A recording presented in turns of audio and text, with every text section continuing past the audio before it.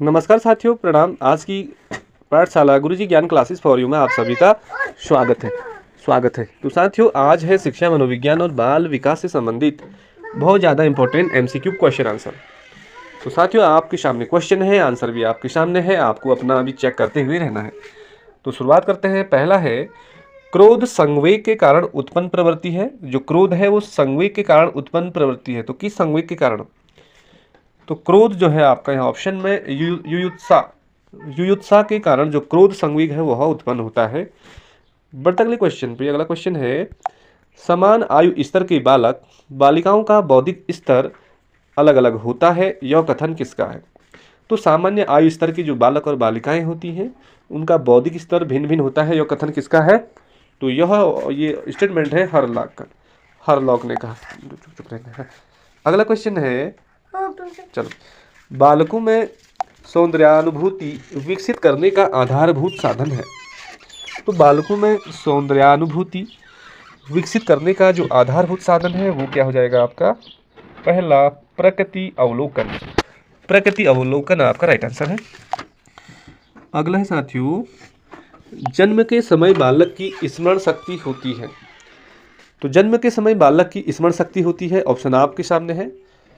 तो जब बालक जन्म लेता है तो उसकी स्मरण शक्ति बहुत कम होती है, ऑप्शन नंबर सी राइट हो जाएगा, बहुत कम। अगला क्वेश्चन चलते हैं, आत्मगौरव की भावना सर्वाधिक पाई जाती है। जो आत्मगौरव की जो भावना होती है साथियों, सर्वाधिक पाई जाती है किशोरावस्था में, और यह अवस्था होती है ऑप्शन नंबर डी लास्ट, 13 से 19 वर्ष की अवस्था में बालक या कोई भी छात्राएं ये आत्मगौरव की भावना इनमें सबसे ज़्यादा पाई जाती है। अगला है, चरित्र निर्माण में निम्नांकित कारक सहायक नहीं है। देखिए, चरित्र निर्माण में कौन सी चीज़ें हैं? सबसे पहले देखिए, आदत है, इच्छा है, अनुकरण है। ये तीन चीज़ें तो चरित्र निर्माण में बहुत ज़्यादा उपयोगी हैं, लेकिन यहाँ पे नहीं है कह रहा है, तो ऑप्शन नंबर डी राइट हो जाएगा। निर्देश चरित्र निर्माण में सहायक कारक नहीं है। अगला चलते हैं साथियों, यहाँ पे कि बाल्यकाल का समय कब होता है? आपको आंसर देना है, बाल्यकाल का जो समय होता है कब होता है? तो साथियों, इसका सटीक ऑप्शन है ऑप्शन नंबर थर्ड, 6 से 12 वर्ष तक का जो समय होता है वो बाल्यकाल का समय कहलाता है। नेक्स्ट क्वेश्चन पे चलते हैं कि जिस आयु में बालक की मानसिक योग्यता का लगभग पूर्ण विकास हो जाता है वह है, कि जो बालक होता है उसकी जो मानसिक योग्यताएं हैं वो लगभग पूर्ण हो जाता है उनका विकास, वह किस आयु वर्ग में होता है? तो ऑप्शन नंबर पहला, 14 वर्ष की अवस्था तक। तो साथियों, 14 वर्ष की आयु तक बालक की जो मानसिक योग्यता का जो पूर्ण विकास हो जाता है। अगला है, कौन से गुण अच्छे मानसिक स्वास्थ्य के नहीं है? अच्छा मानसिक जो स्वास्थ्य है उसके गुण कौन कौन से हैं? पहले देख लीजिए, नियमित जीवन, संवेगात्मक परिपक्वता, ये सही है। आत्मविश्वास, सहनशीलता, ये अच्छे मानसिक स्वास्थ्य के गुण हैं। स्व मूल्यांकन की योग्यता, ये भी है। और यहाँ पे नहीं है कह रहा है तो थर्ड ऑप्शन राइट हो जाएगा, बहुत विनीत, स्वयं में सीमित, ये अच्छे मानसिक स्वास्थ्य के बिल्कुल भी गुण नहीं है। साथियों, अगला क्वेश्चन है कि माँ बाप के साये से बाहर निकल अपने साथी बालकों की संगत को पसंद करना संबंधित है। कि माँ बाप के साये से जब बाहर निकलता है बच्चा और अपने साथियों की संगत में रहना वह पसंद करता है, उनके साथ खेलना पसंद करता है, ये कौन सी अवस्था में आता है? तो ये आता है साथियों पूर्व किशोरावस्था में। बाल्यावस्था के हल्के कुछ दिनों के बाद जो अवस्था होती है उसे बोलते हैं पूर्व किशोरावस्था। तो इस अवस्था में माँ बाप के साये से बाहर आकर बच्चा अपने साथियों के साथ रहना, खेलना पसंद करता है। नेक्स्ट क्वेश्चन देखें कि शैशवावस्था में बच्चों के क्रियाकलाप ... होती हैं। आपको यहाँ पे इस तरह से क्वेश्चन आ सकते हैं। तो कैसे होते हैं? शैशवावस्था की बात हो रही है, उसमें जो बच्चों के जो क्रियाकलाप होंगे कैसे होंगे? तो ऑप्शन नंबर पहला ही राइट हो जाएगा, मूल प्रवृत्त्यात्मक होंगे। कैसे होंगे? मूल प्रवृत्त्यात्मक शैशवावस्था में बच्चों के क्रियाकलाप होते हैं। नेक्स्ट क्वेश्चन है, विकास का वही संबंध परिपक्वता से है जो उद्दीपन का है। विकास का जो संबंध है वो मैच्योरिटी से है, और उद्दीपन का संबंध किससे होगा साथियों? तो ऑप्शन नंबर बी राइट हो जाएगा, प्रतिक्रिया इसका राइट आंसर हो जाएगा। अगला क्वेश्चन है, बच्चों के सामाजिक विकास में ... का विशेष महत्व है। आपको यहाँ पे एक ऑप्शन को यहाँ पे भरना है कि बच्चों के सामाजिक विकास में इनमें से किसका सबसे विशेष महत्व है। तो साथियों खेल के द्वारा बच्चों का जो सामाजिक विकास बहुत ज़्यादा होता है। इधर ही हटा दे। अगला, कोहल वर्ग का विकास सिद्धांत निम्न में से किससे संबंधित है। तो साथियों कोहल वर्ग का जो विकास सिद्धांत दिया इन्होंने, ज़्यादा फोकस इन्होंने नैतिक विकास पे रिलेटिव है। नैतिक विकास option number C right. Next question है थो फो चौ ध्वनियाँ हैं, कैसी हैं। थो हो गया, फो चौ ध्वनियाँ हैं, तो ऑप्शन नंबर पहला हो जाएगा स्वनिम। स्वनिम इज राइट आंसर। अगला है बालकों की सोच अमूर्तता की अपेक्षा मूर्त अनुभव एवं प्रत्ययों से होती है, यह अवस्था कौन सी है। तो मूर्त संक्रियात्मक अवस्था की बात हो रही है, तो यह कौन सी अवस्था है साथियों। इसका ऑप्शन नंबर पहला राइट हो जाएगा 7 से 12 वर्ष। 7 से 12 वर्ष। नेक्स्ट क्वेश्चन है निम्न में से कौन पियाजे के अनुसार बौद्धिक विकास का निर्धारक तत्व नहीं है। तो संतुलीकरण है, अनुभव है, नहीं है कह रहा, बौद्धिक विकास का जो निर्धारण तत्व नहीं है कह रहा है, तो ऑप्शन नंबर पहला राइट हो जाएगा, पियाजे के अनुसार नहीं है सामाजिक संचरण। तो अगला क्वेश्चन है कि एक क्रिकेट खिलाड़ी अपनी गेंदबाजी के कौशल को विकसित कर लेता है, पर यह उसके बल्लेबाजी के कौशल को प्रभावित नहीं करता, इसे कहते हैं। तो कैसे क्या कहेंगे इसे, ऑप्शन के आधार पर देखें हम, तो ऑप्शन नंबर सी कहेंगे हमें शून्य प्रशिक्षण अंतरण। शून्य प्रशिक्षण अंतरण। अगला क्वेश्चन है साथियों कि विकासात्मक बाल मनोविज्ञान का जनक किसे माना जाता है। देखिए विकासात्मक शब्द लिख के आएगा, विकासात्मक बाल मनोविज्ञान के जनक कौन है। तो सटीक ऑप्शन है जीन पियाजे। इन्होंने विकासात्मक बाल मनोविज्ञान की 4 शाखाओं में बांटा। जीन पियाजे इज राइट आंसर। अगला है कि बालक की अभिवृद्धि जैविकी नियमों के अनुसार होती है, यह कथन किसका है। बालक की जो अभिवृद्धि होती है वो जैविकी नियमों के अनुसार होती है, यह कथन किसका है। तो साथियों है क्रोगमैन का है। क्रोगमैन ने कहा कि बालक की जो अभिवृद्धि है वो जैविकी नियमों के अनुसार होती है। नेक्स्ट क्वेश्चन पे चले। निम्न में से जो मानव को सबसे अधिक प्रभावित करता है वो क्या है, मतलब मनुष्य को, मानव को सबसे अधिक प्रभावित करने वाला जो कारक है कौन है इसमें से। तो वंश परंपरा, ये भी सही है, वातावरण भी सही है, तो दोनों में से कोई नहीं। तो साथियों वंश परंपरा और वातावरण, ये दोनों जो कारक हैं मानव को सबसे ज़्यादा अधिक प्रभावित करते हैं, तो ऑप्शन नंबर सी राइट हो जाएगा, उक्त दोनों।